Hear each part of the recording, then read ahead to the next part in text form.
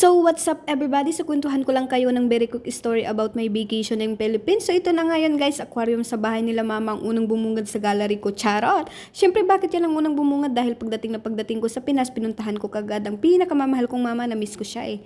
So, ako ang magpapatunay sa inyo na nagiging sweet pala talaga ang mga OFW pag uwi dahil very first time in history, nakinis ko si mama sa pisngi nung pag uwi ko.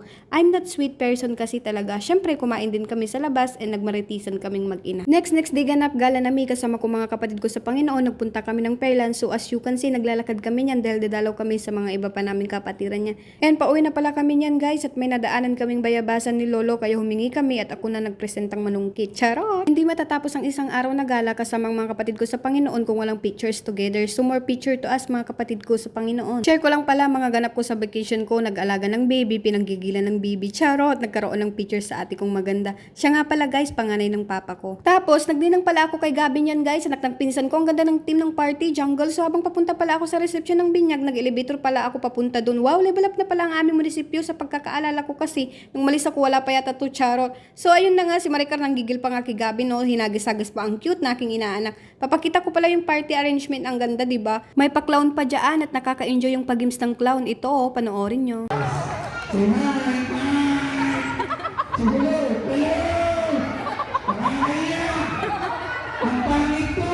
So, ang aking next ganap gabi naman, ewan ko anong trip nila at yun na nga, nag-team Hortoms kami, libre ng tita ko. Ang ganda dyan, super relaxing kapag nasa taas, tanaw mo ang tahimik na mundo, charot. So, ang mga stress dyan, mga kumare-kumpare, magkapilang sa team Hortoms, charot.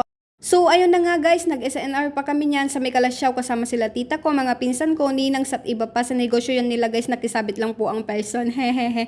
O, kita nyo yan, napaka-busy nila mamili ng mga ibebenta. Ang dami kasing promo guys and magaganda pa. Negosyo is life. So, kumain na din kami dyan ng lunch. May kasama pala kaming bata niyan at ang pangalan niya, Ellie. Pinagtripan pa talaga namin si Ellie. Pinakanta ba naman ng Bayang Magiliw. So, next ganap guys, sa beach naman tayo ng Sampabian guys. So, unexpected yan. So, ito ang kwento dyan. Nasa harap ako ng kalsada, harap ng bahay ng tita ko. So, 9 AM na yun, nakikimarites ako sa mga kamag-anak ko, charot. So, yun na nga, may sasakyan na LRT at nag-stop sa pwesto namin, sabay-sabing, Ate Mar, halika, punta tayong Sampabian Beach. So, ako at first ayaw ko, di ko kasi feel yung dagat sa mga oras na yun. Kaso mapilit sila, kaya sino ba naman ako para tumanggi, charot. So, tik na nakapantalon at t-shirt ako noon, walang dalang pangligo. So, ang ending, di ako naligo. So, ayun na nga, nasa beach na kami niyan, kanya-kanyang gawa na. May nag-iihaw, nagbabalat ng mga rekado, may kumakanta at nagpipicture. Ako naman, syempre, pinanggigilan yung inaanak ko. Alam niyo ba guys, gusto ko sanang sabihin sa pinsan kong kumakanta kung may pinagdadaanan ba siya sa kanta niya. Ang sakit eh, charot.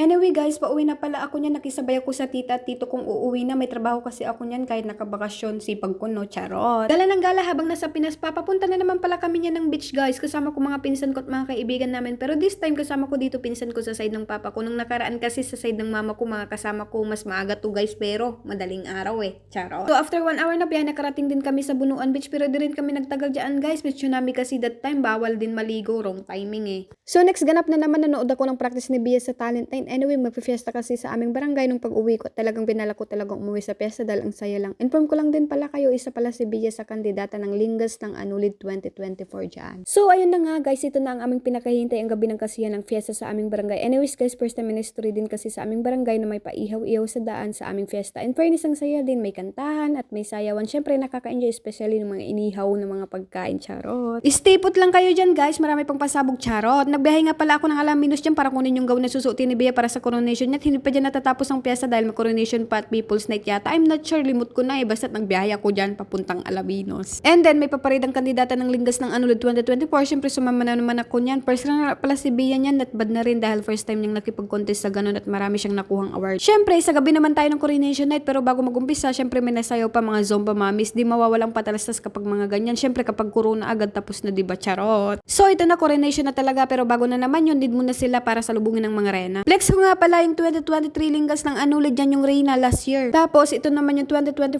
Lingas ng Anulid, ang reyna ng taon. Tapos yan na si Bia, 2024 Lingas ng Anulid first runner up. Diba? May pa-fireworks pa sa coronation. At syempre, di mawawala ang sayawan kapag mga ganyan. Siya nga pala, nag-celebrious din kami. Grabe, nakakasyak yung binayaran ng tita ko. Paano ba naman kasi na doble-doble yung orders pala, pero nag-enjoy naman at masasarap naman ang mga pagkain, in fairness. Feeling ko, last hirit na tong beach na to guys. Siya nga pala, nagpunta pala kami ng beach yun para bumili ng seafoods yung bagong huli kasi mura daw at madaling araw na yan ha. And alam nyo ba na ito na yung huling video ko bago nahulog yung phone ko nang di ko namamalayan. Buti na lang di pa huli ang lahat, nahanap pa. Huling flex guys, sabi pala nila ito daw yung mga nagmimina sa dagat, so as you can see sinasapit nila yung mga gold dyan.